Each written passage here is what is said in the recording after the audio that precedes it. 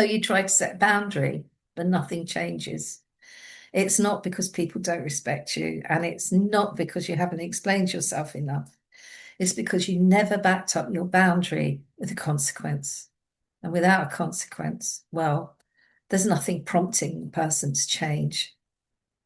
I want you to sit with that for a moment because it's profoundly powerful and it's something that we all tend to forget. That's why in this video, I'm going to share just how you can back up your boundaries with the consequence without feeling that you're being pushy or confrontational, but also being confident and firm about that. Welcome to Find Courage to Be You. I'm Marléne Roche-Shaw, therapist, coach, and self-help author. I know that great relationships come from finding courage to be true to yourself. And that's why I'm on a mission to help you set boundaries with confidence so that you can live your best life and have relationships where you're seen and where you're heard and you're valued. So if you're interested in learning how to let go of old people-pleasing habits and setting boundaries with more confidence, please do click subscribe. That way you'll be notified each time I post a helpful video for you. My clients tell me all the time that they find it hard with boundaries. People just don't take them seriously. They don't respect their boundaries. And they tell me things like, oh, my partner speaks to me disrespectfully, or my friends just let me down. They turn up late, or they change plans and they expect me to just fit in. Maybe they might say, my grown-up child keeps asking to borrow money and they never pay it back. My family just expect me to drop everything and be there for them. And they said to me, I keep trying to tell them how I feel, but nothing ever changes. So let me share what's going on in these scenarios.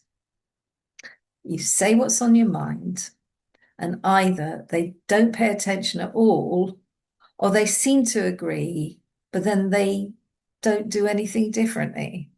So you repeat the message again and again and again. Maybe you try different ways of saying it. You explain how you feel about the situation. Sometimes that works, but often it doesn't. And actually, because you keep repeating yourself, you might even get accused of moaning or nagging. What's happening is that they're hearing you saying the same thing over and over, and soon it becomes about that, you saying it, you going on about it. And when they focus on you and your behavior, well, they're not focusing on themselves and their behavior.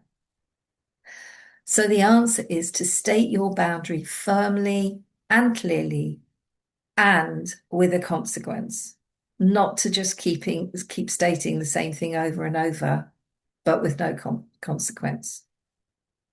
Now, you may be thinking, the problem with this is, oh, I'm worried that when I try and set a consequence, I'm going to come across as being confrontational or being too harsh or being unkind.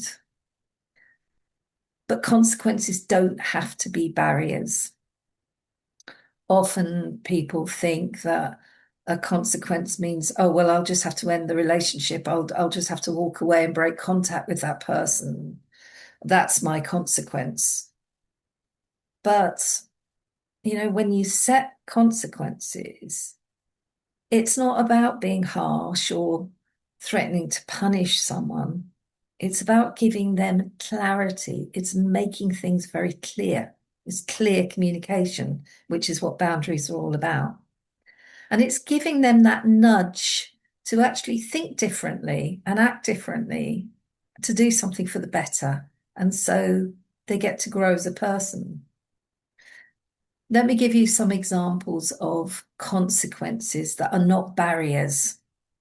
So, for example, someone keeps borrowing money and they never pay it back. The consequence could be, I'll lend you this, but there'll be no more loans until it's all paid back in full. Or if somebody's often late or they just don't turn up and leave you waiting, you could have I'll wait for a set time, then I'll assume you're not coming and I'll get on with my day. Or perhaps if somebody is disrespecting you with their words, it could be, I can't stay in the conversation right now because I'm feeling disrespected. So I'm going to stop this conversation, but I will come back to it when you're being a bit more considerate with your words. Of course, you could choose to just continue as you are, not setting consequences and just trying to explain over and over how you feel and what you want.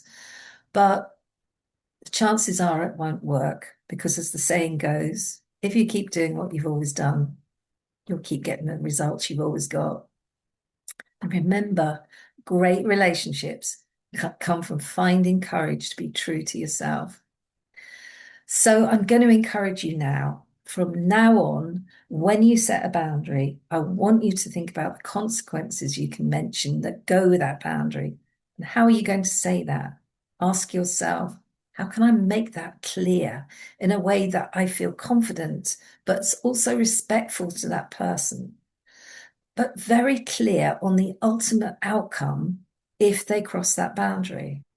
So, if you relate to this, I'd love for you to leave a comment sharing your experiences of having boundaries crossed and how you might set a consequence in the future. And if you'd like to learn more about overcoming people pleasing and setting boundaries, please do read my latest book, Courage to Be You. I'll leave a link below. Well, bye bye for now, and I look forward to seeing you in the next video.